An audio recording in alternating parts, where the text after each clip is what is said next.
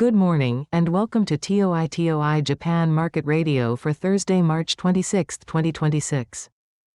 I'm your host coming to you from Tokyo.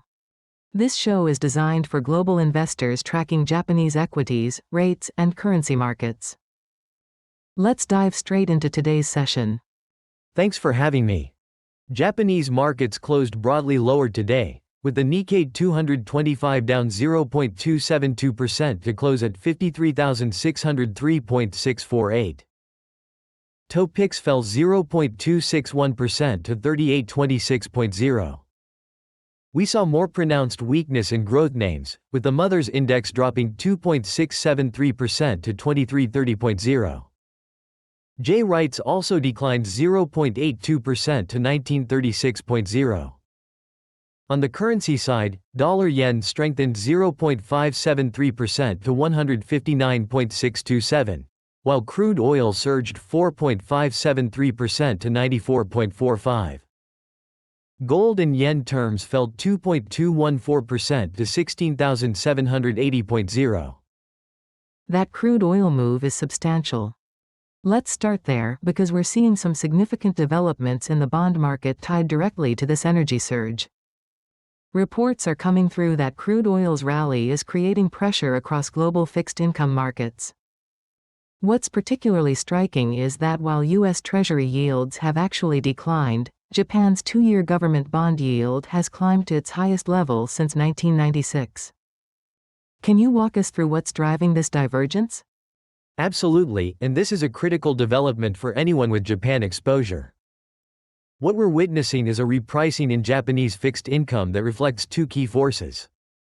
First, with crude surging over 4.5% today, Japan's import bill is under immediate pressure. Remember, Japan imports roughly 80% of its crude from the Middle East, so higher oil prices translate directly into inflation expectations. Second, market participants are reassessing the Bank of Japan's normalization path. A two-year JGB yield at a 30-year high suggests traders are either pricing in faster policy tightening or persistent inflation that forces the BOJ's hand. So this is fundamentally about inflation expectations rather than a flight to quality that we might see in U.S. Treasuries. Exactly. The divergence is telling. U.S. yields falling while Japanese yields rise indicates different inflation and policy trajectories. For Japan, higher oil directly impacts the consumption tax base, utility costs, and manufacturing input prices. This creates a stagflation risk that's particularly uncomfortable for the BOJ, which has spent years trying to generate sustainable inflation. Now they may be getting more than they bargained for, but from a supply shock rather than demand strength. How does this repricing in Japanese rates affect the equity market outlook, particularly for the Nikkei and TOPIX? It's a mixed picture with a negative bias near term. On one hand, energy-related names and trading houses with commodity exposure could see earnings support. But the broader industrial complex faces margin compression from elevated input costs. Automakers, chemicals, transport, these sectors are energy-intensive and will see cost pressures. Additionally, if JGB yields continue rising, financial conditions tighten, which weighs on equity valuations broadly. The Nikkei's 0.272% decline today is modest, but if yields keep climbing without corresponding earnings growth, we could see more persistent pressure. Staying with the energy theme, we're also seeing reports that geopolitical tensions in the Middle East are weighing directly on investor sentiment in Japanese equities. Market commentary today highlighted that Japanese stocks dipped specifically due to these Middle East concerns keeping investors cautious. Why is Japan particularly sensitive to this type of geopolitical risk? Japan's vulnerability here is structural and multifaceted. First, as we discussed, energy dependence means any Middle East instability translates directly into input cost uncertainty and potential supply disruptions. Second, Japanese equities are highly sensitive to global risk sentiment. Foreign investors hold substantial positions in the Nikkei and TOPIX, and during risk-off episodes, these funds tend to rotate out of cyclical Asian equities toward safer assets. Third, a stronger yen during geopolitical stress, which we often see as safe haven flows return to Japan, hurts exporters by reducing their overseas earnings when repatriated. We did see the yen strengthen modestly today, with dollar-yen up 0.573% to 159.627. Is that move consistent with safe haven dynamics, or is something else at play? That's actually dollar strength rather than yen weakness, given the direction. At 159.627, we're seeing the yen under pressure despite the geopolitical backdrop, which suggests the inflation and yield story is dominating safe haven considerations for now. Normally, Middle East tensions would support the yen, but if markets believe higher oil prices will force the BOJ to tighten faster, or if US rates remain elevated relative to Japan despite today's Treasury decline, that can keep dollar-yen supported. It's a tug-of-war between safe haven demand for yen and structural dollar strength from rate differentials.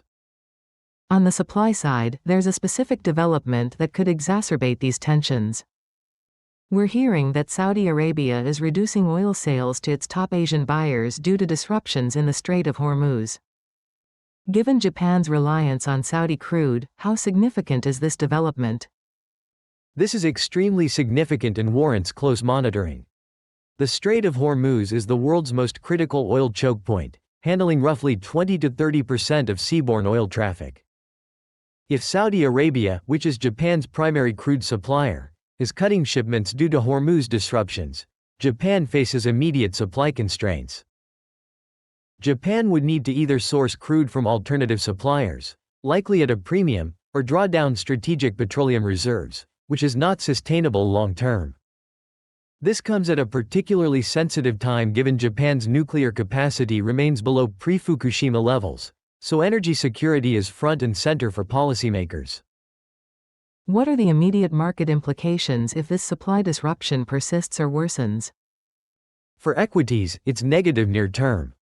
Energy-intensive sectors like autos, chemicals, and utilities will face higher production costs, compressing margins.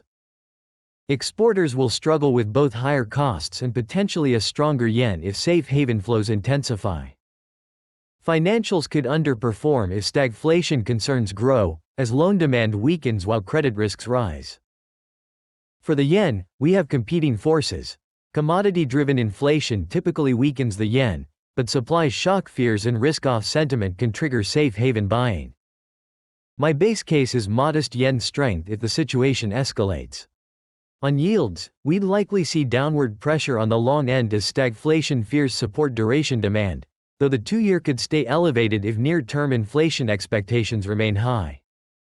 So the curve could steepen if short-term inflation fears persist but long-term growth concerns mount. Precisely.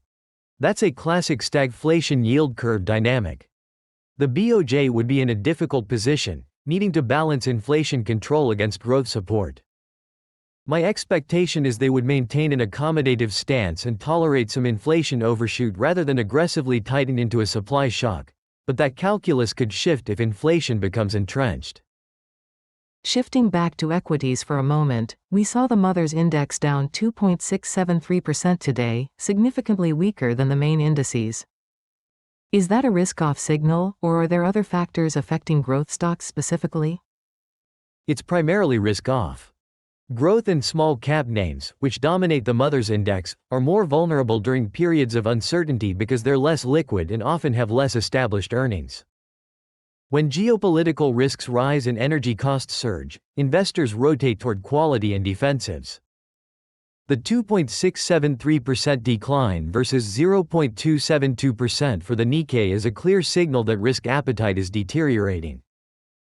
If this trend continues, we could see broader weakness spread to the main indices. J Wrights also fell 0.82% to 1936.0 today. Is that related to the move in JGB yields? Yes, there's a direct transmission.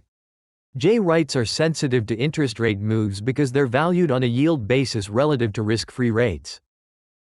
As JGB yields rise, the relative attractiveness of Wright dividends declines, and their valuations compress. Additionally, higher financing costs for property purchases reduce earnings, creating a double impact. The 0.82% decline is consistent with the repricing we're seeing in the 2-year JGB yield.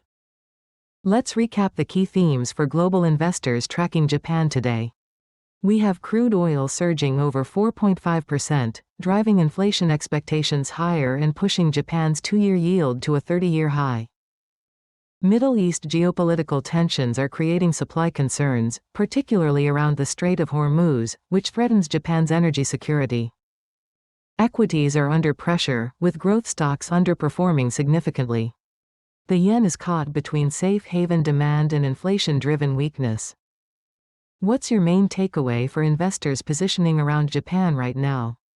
The key is to monitor the interplay between energy prices, BOJ policy response, and geopolitical developments. If oil stabilizes and Hormuz tensions ease, we could see a relief rally, particularly in oversold growth names. But if supply disruptions persist and inflation expectations continue rising, the BOJ may be forced into a more hawkish stance than markets currently expect, which would be a significant repricing event for both equities and fixed income. For now, I'd focus on quality names with pricing power and avoid highly leveraged or energy-intensive sectors until we get more clarity.